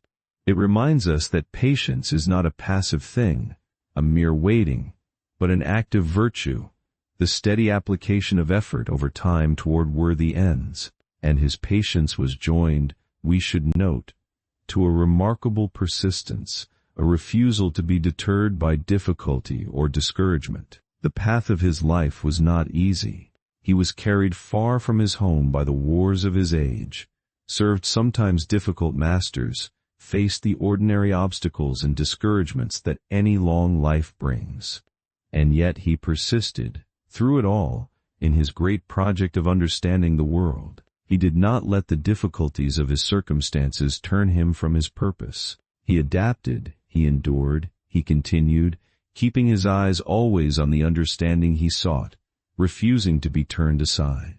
This persistence, this steady faithfulness to his purpose through all the difficulties of his life, was one of the great strengths of his character. We might reflect on how his circumstances, difficult as they often were, did not prevent his achievement but were, in a sense, woven into it. He was carried to India by the campaigns of a conqueror, a circumstance not of his choosing, and he turned it into one of the great works of cross-cultural understanding. He served at the courts of powerful and sometimes dangerous men, a position of dependence and difficulty, and he used the resources and opportunities it provided to pursue his own great purposes. He did not wait for ideal circumstances to do his work, but did it in the circumstances he had, however difficult, turning even obstacles into opportunities. This is a mark of the truly productive life, the ability to do one's work not in some imagined ideal conditions, but in the real, imperfect, often difficult conditions of actual life. Great encouragement lives in this for any of us who feel that our circumstances are not ideal for the things we wish to do, that we are hindered by difficulties beyond our control, that we must wait for better conditions before we can accomplish what we hope. Al-Biruni's life says otherwise. It says that great work can be done in difficult circumstances, that obstacles can be turned into opportunities, that we need not wait for ideal conditions, but can do our work in the conditions we have. He did not have an easy life, free to pursue his studies in peace. He had a difficult life, full of disruption and dependence and danger. And in that difficult life, he accomplished one of the great bodies of work in the history of human understanding. His example tells us that our circumstances, however difficult, need not prevent us from doing what we are called to do. So we come to see, in this patient and persistent labor through difficult circumstances, another dimension of his greatness, quieter than his brilliance, but no less essential. He was not only a brilliant mind but a patient and persistent worker, who labored steadily toward his goals through all the difficulties of a long and often disrupted life.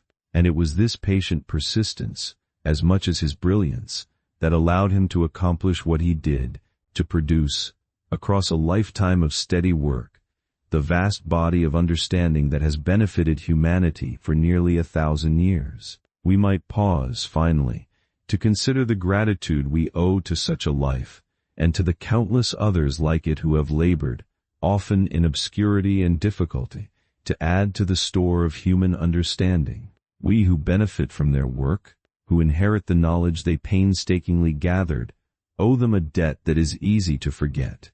The understanding we take for granted was won, in large part, by the patient labor of people like Al-Biruni, who gave their lives to the slow, difficult work of discovery, often with little reward in their own time. To remember them with gratitude, to honor their labor, to recognize the gift they have given us, is a fitting response to lives so generously spent in the service of understanding. And there is, in such remembrance, a kind of communion across the centuries, a connection between those who labored long ago and those who benefit now. When we learn what Al-Biruni discovered, when we benefit from the understanding he won, we are connected to him across the gulf of nearly 1,000 years, joined in the common human enterprise of understanding the world. His labor reaches across the centuries to benefit us. Our gratitude reaches back across the centuries to honor him. And in this connection, this communion of the generations in the common pursuit of understanding, there is something deeply moving, a reminder that we are all part of a great human enterprise that transcends any single life or age, the long, patient, collective effort to comprehend the world we find ourselves in. As we prepare to let his story rest, it is worth holding in our minds, one last time, the central image of his life, a solitary figure, on a mountaintop or beneath the stars, measuring the world with patient care, filled with wonder at what he found. This image captures something essential about him, something that has drawn admirers to his memory across the centuries. For there is a purity in it, a nobility, the image of a human mind giving itself wholly to the understanding of the world, asking nothing in return but the understanding itself. He sought no power, and gained none to speak of. He sought no great wealth, and died, as far as we know, a man of modest means. He sought no worldly glory, and was, in his own time, perhaps less celebrated than lesser men. What he sought was understanding, the patient comprehension of the world, in all its order and beauty, and this he gained in fuller measure than almost anyone of his age. And in seeking it, asking nothing else, he found a kind of greatness that the seekers of power and wealth and glory never find, the quiet greatness of a mind that has given itself to truth. A deep peace fills the contemplation of such a life, especially as we turn toward rest. For so much of our striving is for things that do not finally satisfy, the power and wealth and approval that we chase and that, even when gained, leave us still restless and wanting. Al-Biruni's life points to a different kind of fulfillment, the fulfillment of understanding, of wonder, of the patient appreciation of the world's beauty and order. This is a fulfillment available to anyone, requiring no power or wealth, only the willingness to look at the world with wonder and to seek, patiently, to understand it. And it is a fulfillment that does not fade or disappoint, but deepens with time, as understanding grows and wonder is renewed. So as the night deepens and the day's concerns grow still, we might carry with us a little of Al-Biruni's wondering spirit, his patient curiosity, his deep delight in the order and beauty of the world. We might resolve to look at the world, in our own small ways, with something of his wonder, to seek understanding for its own sake, to find in the patient appreciation of things a quiet and lasting joy. In this, the great scholar who measured the world can be our companion and our guide, teaching us, across the centuries, to wonder and to seek, and to find in understanding a peace that nothing can disturb. His life leaves us with a gentle and beautiful question, one worth carrying into the dark. What might we understand, any of us, if we approached the world as he did, with patience instead of haste, with humility instead of pride, with the willingness to measure carefully, and to admit honestly what we do not know? He was not the cleverest man because he claimed the most, but because he measured the most truly and judged the most fairly. And in an age of certainty and conquest, he showed that the highest use of a great mind is not to dominate the world but to understand it. There is no need to answer his question tonight. Some questions are not meant to be solved quickly, but to be carried gently, turned over slowly, lived with over a long while. Let it rest beside you now, softly, asking nothing of you but a moment's quiet wonder. The scholar who set out to measure the world has finished his journey, and you have followed it, gently, all the way to its peaceful end.